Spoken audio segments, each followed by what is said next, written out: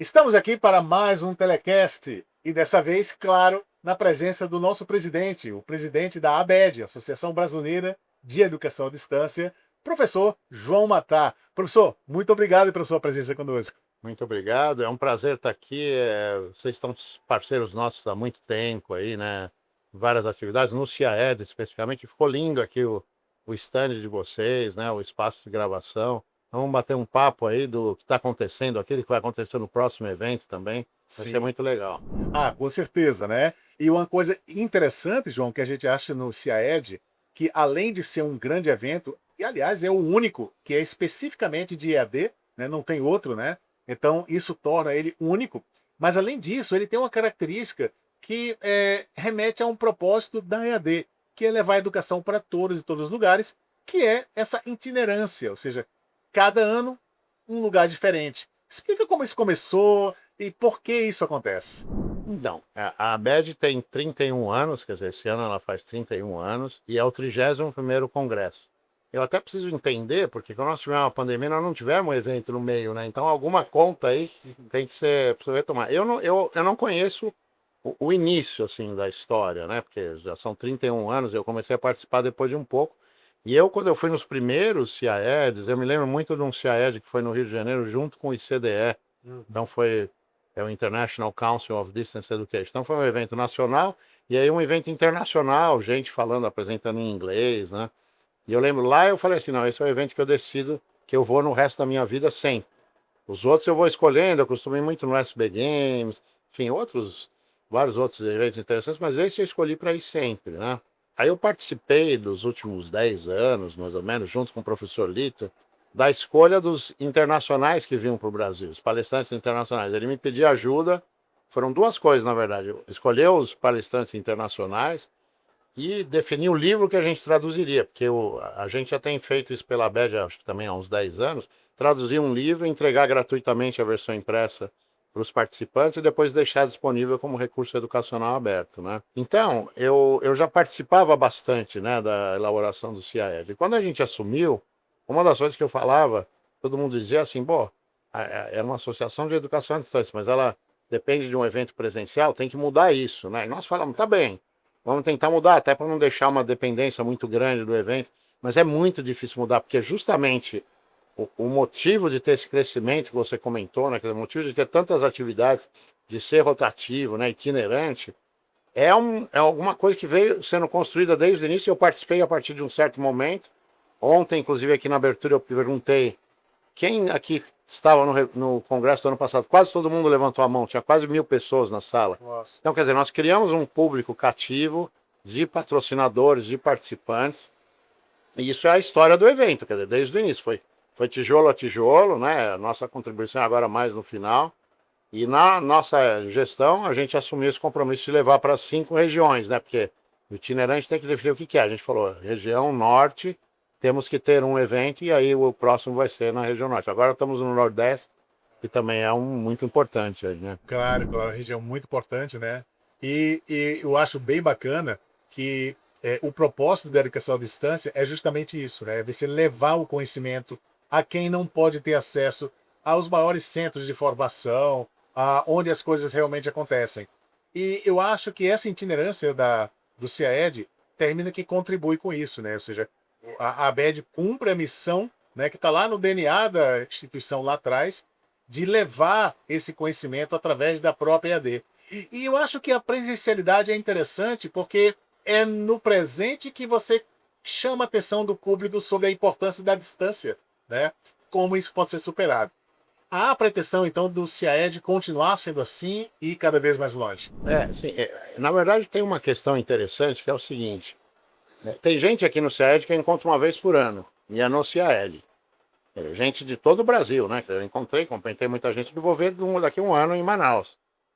Então essa é a primeira questão, é um momento em que você se desconecta da distância e você fala, agora eu vou focar aqui, porque 2 horas tem atividade, 2h30, 3h30 tem coffee break, 4 horas tem uma atividade, depois tem mesa, é uma riqueza muito grande. Então a pessoa, é como se ela fizesse uma imersão aqui numa situação e desligasse um pouco do resto, né? A gente fica trabalhando, a gente fica fazendo outras coisas, mas é um momento em que você se dedica para ver as pessoas. Tá? A gente tira um tempo da nossa vida, né? Tira 3, 4 dias para focar na educação à distância. No dia a dia a gente está envolvido com tudo, mas então eu sempre digo para todo mundo, nós temos um evento virtual gratuito que é a JovaEd, que eu comecei, inclusive, eu criei a primeira JovaEd, a jornada virtual ABED de educação, é totalmente gratuita.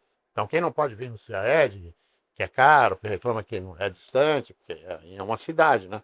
Vai para a JovaEd, participa da JovaEd. Nós temos um encontro de estudantes que o ano passado foi presencial e agora vai passar a ser online. Então esse ano nós vamos ter o segundo encontro nacional de estudantes de AD, que também é online. E nós temos o Senaed, que é um evento presencial, já foi online também, mas enfim, ele tende a ser híbrido. Né? Então, o CIAED ele tem uma característica que a gente não pode quebrar isso. Isso aí é uma construção de quem esteve aí na associação nesses 31 anos, né? Essa maravilha de feira, de atividades. A gente, obviamente, tentou aperfeiçoar um pouco a programação, fazer algumas atividades. Esse ano, por exemplo, algumas deram certo, outras deram muito e tal. Mas é isso, ele tem uma história, ele tem uma construção que a gente pode fazer e ir adaptando, melhorando algumas coisas, mas respeitar, ele tem uma vida própria, né? Quer dizer, a gente não pode acabar com isso, né? Só para transformar num evento digital, né? E termina aqui da força a comunidade de EAD, né, que já é uma comunidade expressiva, né? Hoje tem mais gente estudando EAD do que presencial, então essa curva já virou, né? Desde 2021 ou 22, salvo engano. Mas eu queria falar ainda sobre essa questão da importância do evento e também da ABED no cenário da EAD. Você sabe, João, que a gente viveu e ainda está vivendo um momento difícil, né, na política de educação brasileira, que é o marco regulatório. Né? E eu percebi, em algumas oportunidades, que durante as discussões eu tive muito presente, né? Junto lá em Brasília, conversando com representatividades políticas.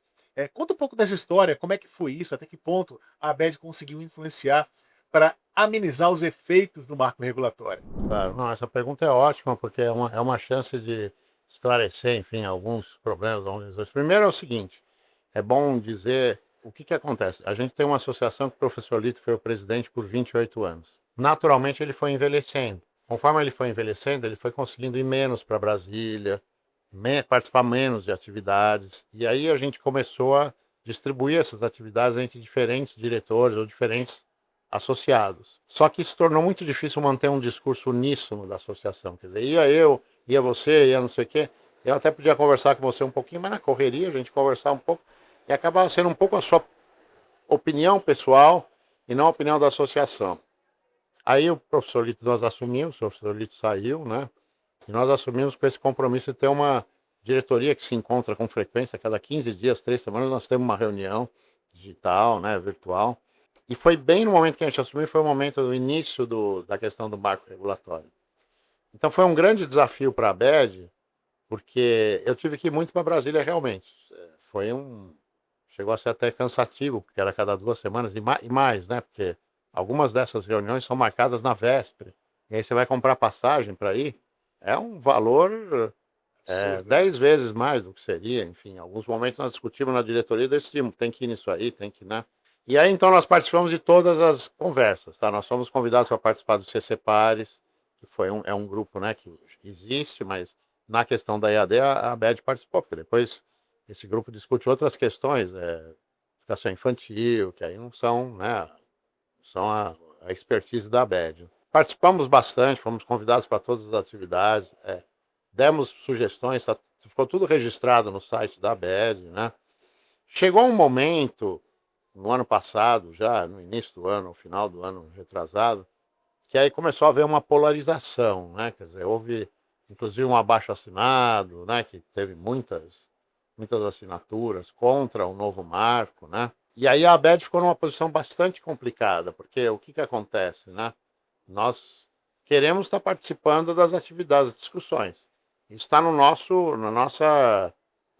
estatuto, nos objetivos, vai participar da discussão sobre EAD.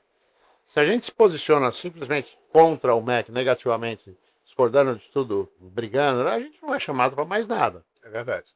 E se a gente fica só do lado do MEC, que não é o caso, mas vamos imaginar uma posição dessa, obviamente nossos associados também não aceitam, né? Então nós tentamos ocupar uma posição no meio, ou seja, participando de tudo, contribuindo, elogiando, levando muitas contribuições e discordando de outras coisas. E aí eu participei de mesas redondas, audiências públicas, como presidente, né?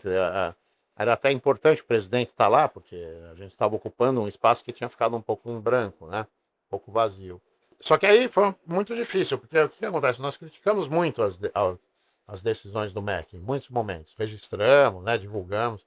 E o MEC não ficou muito feliz com isso, né?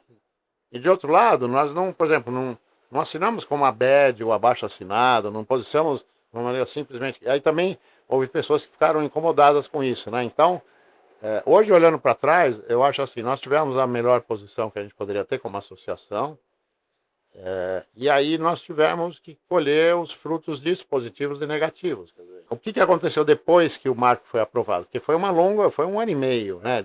Um ano e meio, foi desde que a gente assumiu como E tudo até suspenso, sair. né? Tudo suspense, assim. Chegou um momento que era melhor sair o novo marco, porque a suspensão estava incomodando mais do que a possibilidade de mudanças. E aí nós nos posicionamos a favor de sair. Quer dizer, sai. Quando saiu, eu logo gravei um vídeo e eu falei assim, primeiro eu dei os parabéns para o Daniel Ximenes, que estará com a gente aqui amanhã, para a Marta Abramo, porque eles conduziram um processo muito difícil, né? A gente olha do lado da educação à distância, mas você vai pegar os conselhos de saúde, que agora já se criou um GT de saúde, né? Vai olhar os conselhos, eles são totalmente contra, eles fazem uma pressão, um lobby contrário. Há muitas instituições que não se prepararam para oferecer educação à distância. Essas instituições também são contra a educação à distância. Associações que representam essas instituições ficavam meio em cima do muro, não defendiam nem atacavam, né? E a ABED tomou uma posição, né? Então, eu entendo que a gente, quando saiu o marco, aí nós decidimos qual é a nossa função agora. Nossa função agora é acompanhar o que está acontecendo e aí voltar a sugerir mudanças para o MEC, mas a partir da observação do que está acontecendo. Tanto que aqui no CIAED, nós estamos em João Pessoa, né, no 31º CIAED, nós criamos uma categoria nova no CIAED que é relatos de implementação do marco regulatório. Quer dizer, as empresas ou as instituições estão apresentando, e já acompanhei, já funcionou bem, aí, como é que foi a implementação, que dificuldades que tiveram, né? Então, eu acho que a gente vai até fazer um texto, talvez um e-book disso aí, que é esse tipo de contribuição que a gente tem a dar. Eu acho que é a nossa função, porque nós temos uma quantidade de especialistas que é impressionante, né? Que estão aqui, que não estão, mas que participam da ABED. Então, nós adotamos essa política de agora, nossa função é acompanhar, ajudar, inclusive, as instituições menores, porque as maiores já têm apoio, né? Mas as menores não. Então, ajudar do ponto de vista regulatório. Aqui, inclusive, no CIAED, a gente faz um atendimento regulatório gratuito, né? O nosso diretor de regulação e qualidade, que é o Jair dos Santos Júnior, faz gratuitamente para várias instituições, já fizemos aí ontem isso, né? Então, a ajudar e acompanhar e aí tirar dessas lições aí o que pode ser mudado e voltar para o MEC e levar novas propostas. É isso que a gente tem feito, né? E eu acho que está dentro do que você já tocou no assunto, né, do DNA, está dentro do que é a proposta da associação desde que ela nasceu, né? Quer dizer, ela não nasceu com uma proposta de confrontar o MEC toda hora. E ela também não nasceu com uma proposta de ficar quieto e aceitar tudo que é colocado. Nós estamos no meio da conversa, mas nós precisamos, não é que nós queremos, nós precisamos estar perto do MEC, precisamos ser chamados. Porque o MEC pode simplesmente dizer, eu não vou chamar a BED é contrário, não vou chamar. Então, nós temos que manter uma posição crítica, construtiva, que permita que a gente continue dialogando e contribuindo. Acho que esse é o importante da história. Realmente foi importante esse posicionamento da BED, né? Sempre o caminho do meio é o caminho mais, né, equilibrado, né? Então, parabéns aí pelo posicionamento. Mas, João, fala um pouquinho sobre a tua visão de futuro do CIAED, de futuro da própria BED. O que você vê de projetos inovadores, se é que existe algum que está sendo formatado. Fala um pouquinho de 2027, Manaus, além. Então, primeiro para falar um pouquinho da ABED, nós realmente assumimos e colocamos em prática alguns projetos estratégicos. Planejamos e estamos colocando em prática, né? Então, por exemplo, nós criamos um edital de pesquisa o tema era a implementação do marco regulatório, os impactos que isso teria, né, para as instituições, e bancamos duas pesquisas que já estão sendo até apresentadas aqui no Congresso, né?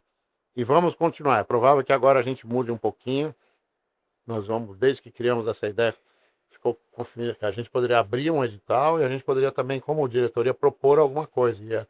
professora Vanikens, que é a diretora de pesquisa, está propondo um volume 3 do EAD, O Estado da Arte, que é aquele livro famoso do professor Lito, né, que organizou um professor Formiga, ganhou até Jabuti, foi... Então ela vai fazer um novo Estado da Arte para dar uma mapeada na EAD no Brasil. Então a gente não vai abrir um edital, pelo menos imediatamente, mas vai contribuir com esse material, né? Nós criamos um projeto EAD em dados, né? O que acontece? Nós temos o censo EAD-BR, né? O problema do censo é que foi lá atrás foi uma grande inovação, tal, mas ele nunca foi censo, porque o censo é aquilo que todo mundo tem que responder e o da ABED não acontece isso, quer dizer, teve ano que um grande grupo, por exemplo, não respondeu e aí caiu o número de alunos. Aí as pessoas iam lá fazer dissertação de mestrado, doutorado, diziam, tá vendo? Caiu o número de alunos. Onde que você está? Pegar a informação do censo. Tá errado, né? Então, a gente deveria até tirar o nome censo, mas nós decidimos manter, pelo menos até agora, porque é uma marca, mas vem escrito lá como subtítulo, né? Relatório analítico da educação à distância, enfim. Mas aí quando nós assumimos, eu fui chamado para muita entrevista, né? Era o começo da história do Marco lá e procuravam a BED, queriam que o presidente falasse. E o que os repórteres queriam? Dados, números, né? Ó, então, vai proibir a EAD à distância? Como que vai impactar no Brasil? No nosso censo, nós não tínhamos isso. Quer dizer, o nosso censo se tornou muito grande, assim, com muitas perguntas com muitas respostas, difíceis até das instituições responderem. Elas recebiam e tinham que mobilizar mais de uma pessoa, porque uma pessoa sozinha não conseguia responder, né? E era um recorte, né? Então, o que nós fizemos? Nós procuramos o MEC, procuramos o grupo do Censo da Educação Superior, que é a professora Kátia, né, que recebeu a gente de uma maneira maravilhosa. Nós falamos, olha, nós gostaríamos de contribuir com uma BED para inserir questões sobre EAD no censo. Aí qual que é a ideia? Em vez da gente ficar fazendo pesquisa que não é censo, vamos contribuir para o censo melhorar para EAD e nós depois usamos os dados do censo para trabalhar as questões. Foi muito legal, foram várias reuniões, eu fui várias vezes para Brasília, conversamos à distância, ela mobilizou, ela tem um grupo de estatísticos, cientistas de dados, sociólogos, é uma coisa impressionante, né? E ela mobilizou essas pessoas, né? Fizemos várias sugestões, veio o Marco logo em seguida, reconversamos sobre as sugestões do Marco, e eles já lançaram um novo censo agora, né? Com essas questões todas aí, né? Da EAD. E aí nós criamos, então, um projeto mais amplo que o censo, que a gente chamou de EAD em dados. O que a gente fez? A gente procurou mapear as empresas que trabalhavam com dados sobre EAD, Semestre, Hopper, Numberstock, uma série, o próprio INEP, né, o CETIC, que tem alguns dados, né, de tecnologia, e convidamos essas empresas para contribuírem para a última versão do censo que a gente fez, foi a nossa primeira na gestão, né? Paralelamente a isso, nós criamos um painel de dados que vai lá na base do Censo da Educação Superior, baixa os dados, limpa, trabalha com Python, e aí depois acaba disponibilizando isso gratuitamente no site da ABED, está lá em EAD em dados, quem for lá no site, né, no menu. E aí esse EAD em dados tem os dados da EAD no Brasil, na série histórica que o INEP coleta de dados, e tem os dados da educação presencial também. Então você pode comparar presencial com EAD.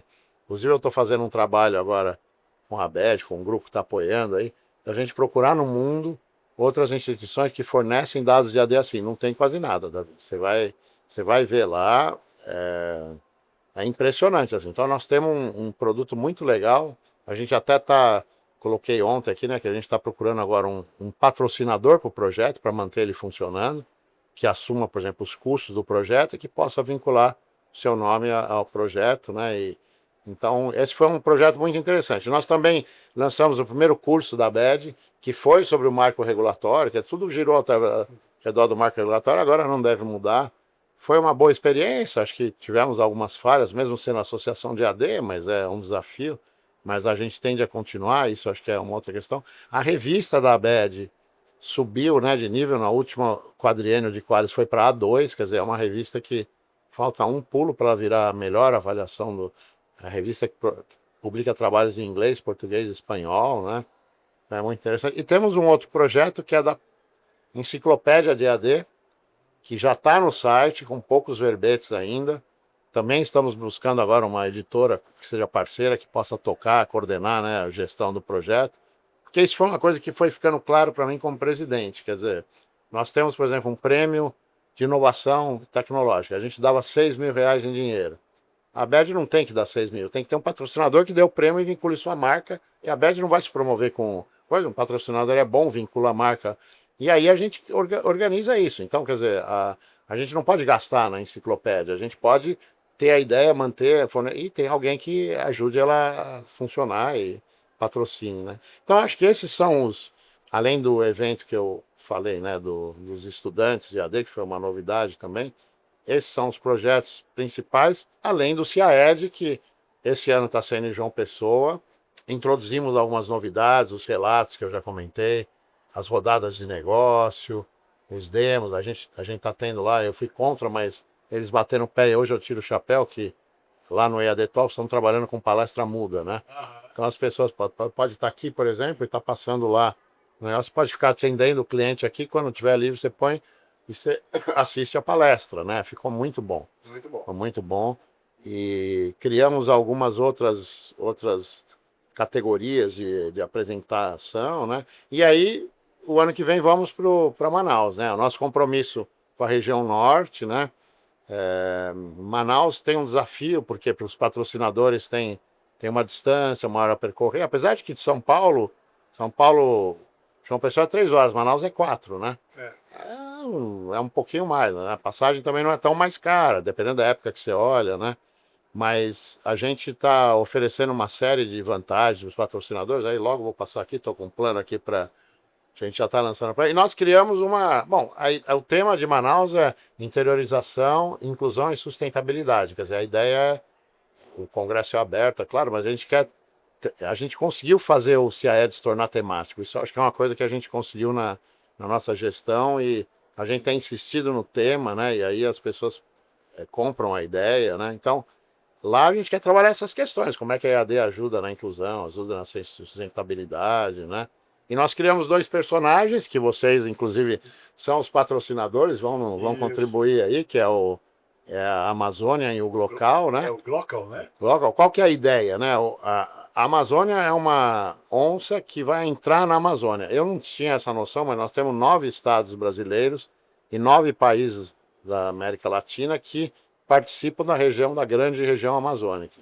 Então, o que a Amazônia vai fazer? Ela vai, cada 1 ou 2 semanas, parar em um lugar, ficticiamente, claro, e ela vai, e as pessoas daquele lugar vão fazer uma transmissão, fazer uma live, por exemplo, tá? O que poderia ser? Vamos imaginar, semana que vem acho que já vão parar em Recife, que nós temos 2 diretores, temos uma parceria com a Unicap muito boa, vamos fazer uma live de lá. Qual que é a ideia? Falar um pouco da EAD na sua região, falar um pouco da EAD em Recife, né, em Pernambuco, na verdade, né? Depois disso, falar um pouco do que eles fazem, a Unicap, qual é a função deles, como é que é uma universidade, centro universitário, universidade, oferece EAD, oferece, né, semipresencial, e aí colocar os bichinhos para andar, quer dizer, os mascotes. Aí a nossa onça vai sair de lá, vai para outro lugar, tem um mapa já interativo que mostra esse caminho, e vai ter um fórum de discussão aberto, então, até a Amazônia parar no próximo lugar, vai ter um fórum aberto para o pessoal da Unicap ficar respondendo questões ou postando material. Acabou, ela chegou em outro, vai outro. E o Glocal, que é a mistura de global e local, né, que é um conceito que está muito corrente na literatura, ele vai viajar o mundo, ele vai visitar parceiros da ABED fora do Brasil. Nós temos parceria na Nova Zelândia, parceria na Austrália, parceria na Europa, em vários países. Então ele vai visitar esses países, fazer a mesma coisa lá, e vai nos países ou nos estados do Brasil que não são, da América Latina, que não são da região amazônica. Qual que é a ideia? Quer dizer, além de vincular o público brasileiro ao Congresso, os patrocinadores, enfim, a ideia também é mostrar para o público de fora, então nós vamos tentar usar tudo que for possível com legenda em espanhol ou em inglês, ou os dois, para que alguém que é de fora possa acompanhar e conhecer a Amazônia, o que se faz na EAD na Amazônia, e conhecer os parceiros da ABED. Eu acho que o de fora talvez o interesse maior seja na Amazônia, né? Então é isso, foi uma ideia que surgiu aí, agora já tomou corpo, agora está todo mundo produzindo material, tá? Ela já está funcionando, né? Fantástico, fantástico. E o Grupo Telesap estará lá com Tá vocês, lá, hein? o Telesat é Como sempre. patrocinador do Isso. projeto aí, desse projeto. Exatamente. Então, eu acho que nós já estamos no final. Falamos bastante. Falamos bastante, poderíamos falar aqui horas e horas, porque EAD é um mundo, né? E eu queria agradecer você, João, eu sei que você está muito ocupado no meio do evento, de ter dedicado aí um pouco de tempo para que a gente possa conhecer melhor e transmitir também para quem está nos assistindo um pouco desse mundo da EAD, né? E a importância da ABED e desse congresso, que é o único no país, que leva a educação à distância para todos os lugares, localmente, né? E localmente, ok? Muito obrigado pela sua atenção e muito obrigado você que está nos assistindo. Até a próxima.